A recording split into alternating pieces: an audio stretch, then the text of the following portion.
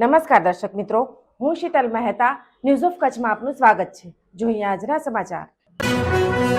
વાગડમાં રાપર લવાતો દારૂ ફતેહગઢ નર્મદા કેનાલ પાસે ફિલ્મી ઢબે ઝડપી પડાયો। 3684 દારૂની બોટલ સાથે 5 લાખનો મુદ્દામાલ ઝડપ્યો। રાપર પોલીસે રણ માર્ગે કચ્છમાં દારૂનો જથ્થો લાવવાનો કારસાને નિષ્ફળ બનાવ્યો હતો।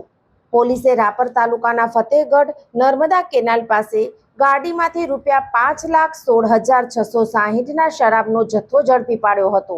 આ કાર્યવાહીમાં ગુનામાં સામેલ આરોપી પોલીસને હાથતાળી આપવામાં સફળ રહ્યો હતો।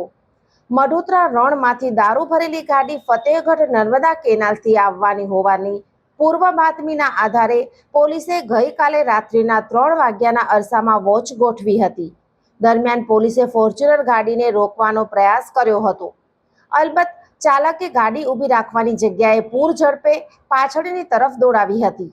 આ ગાડીને કેનાલના લોખંડના પાઇપ સાથે અથડાવીને અંધારાનો લાભ લઈને ચાલક રફુ ચક્કર થઈ ગયો હતો। પોલીસે આ વાહનની છાનબીન કરી તેમાંથી ભારતીય બનાવટની જુદી જુદી બ્રાન્ડની વિદેશી દારૂ તથા બિયર સહિત કુલ 3684 બોટલ હસ્તગત કરી લીધી હતી। કુલ ₹13,26,660નો મુદ્દામાલ કબજે લેવાયો હતો।